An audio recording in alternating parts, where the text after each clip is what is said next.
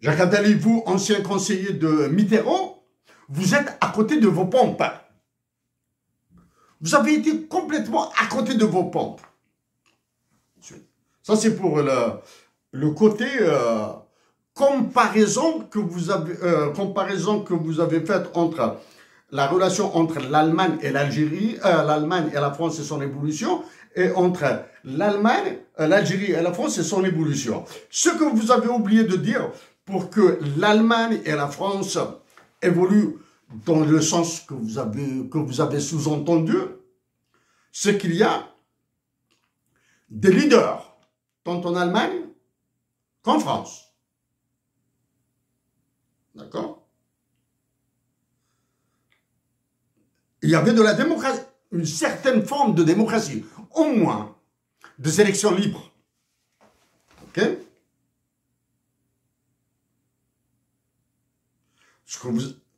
Est-ce qu'en Algérie, il y a des élections libres? Non. Est-ce qu'il y a des élections libres dans les colonies françaises en Afrique? Je dis bien les colonies françaises en Afrique parce qu'elles le sont toujours. Ok? Il n'y a pas ça.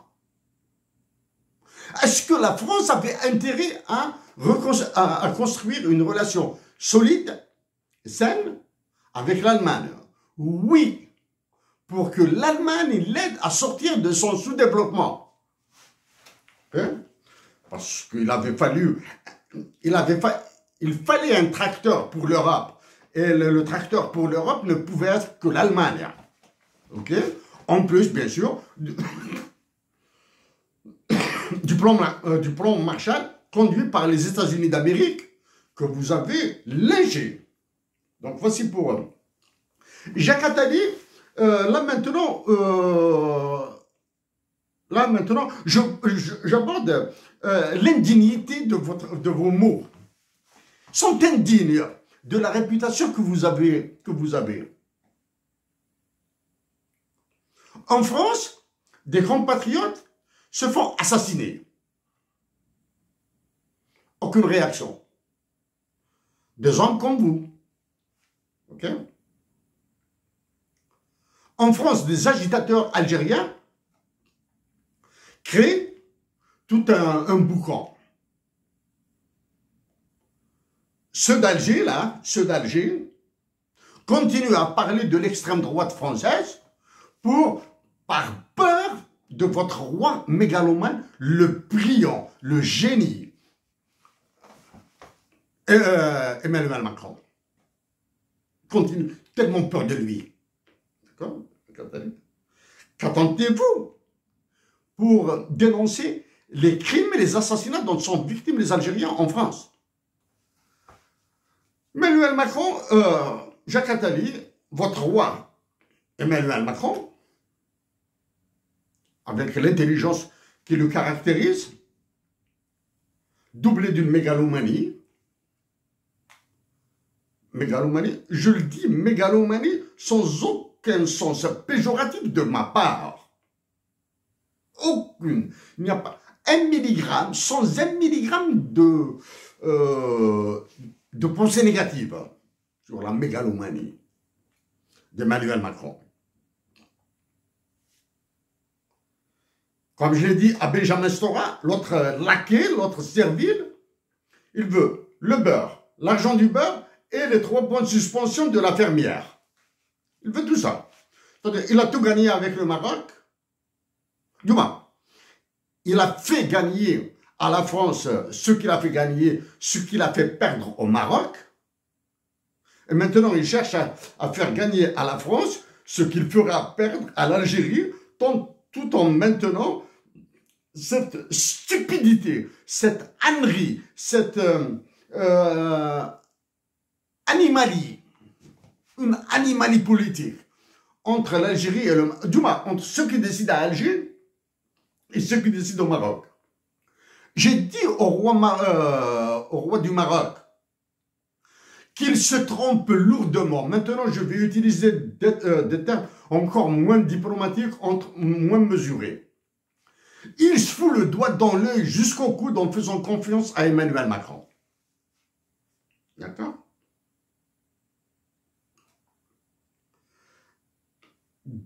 deux derniers éléments sur l'Algérie et la France.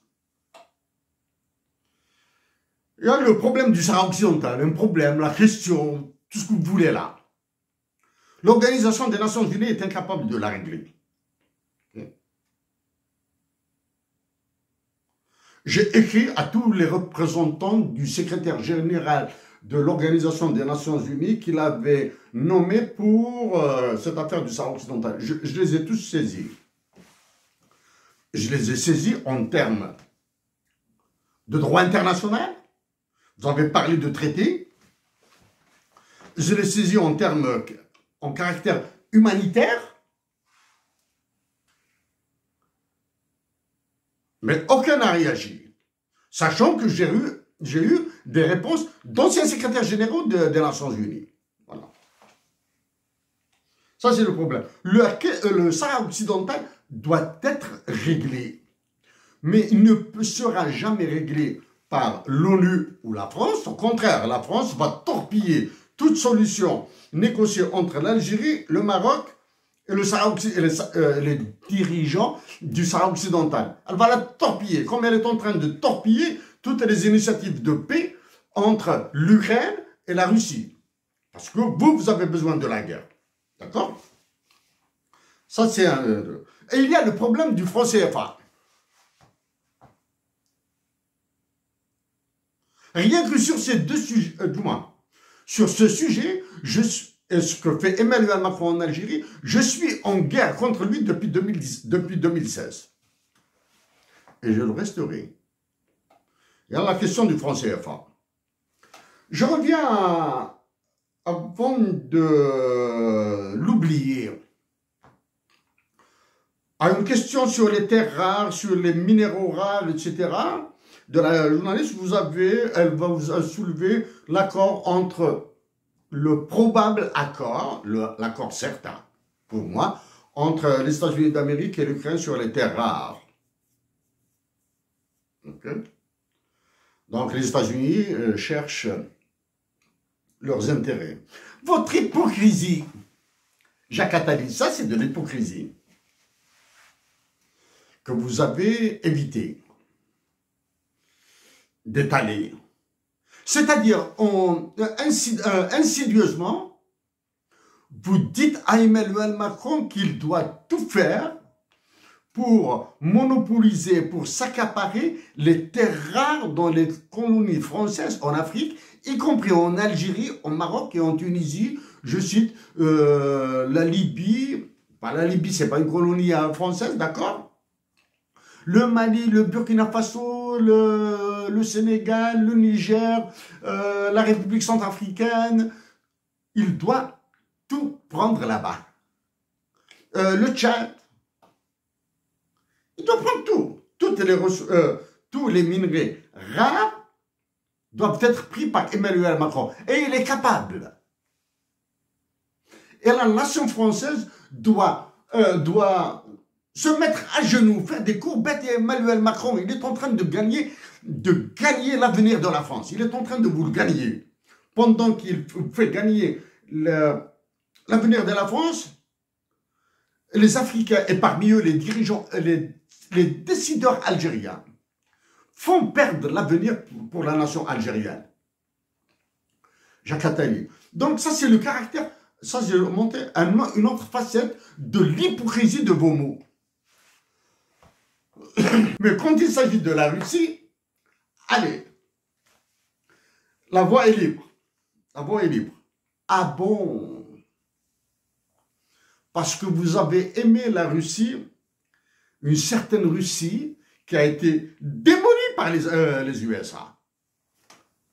Ronald Reagan. La Russie de Mikhail Gorbatchev.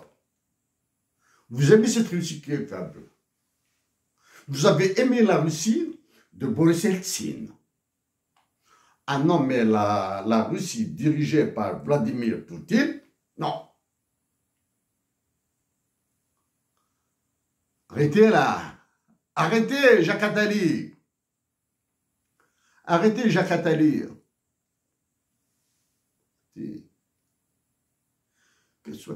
votre roi Emmanuel Macron, là, il vous prépare une révision de la Constitution.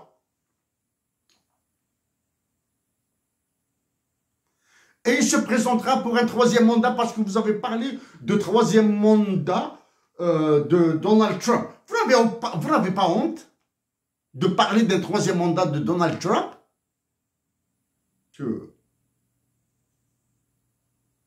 Les juntes militaires qui dirigent le Mali, le Niger, le Burkina Faso, etc. Et les dirigeants du Sénégal, Sénégal que je dois citer, Ousmane Sonko et Bassirou Diomaye Faye, plus ceux qui sont en Côte d'Ivoire et au Cameroun, les Ouattara Co. Et ils doivent se réveiller. Comment se réveiller? En décrétant leur monnaie nationale. Jacques Attali, vous avez été... vous avez été ce que je vous ai dit au début.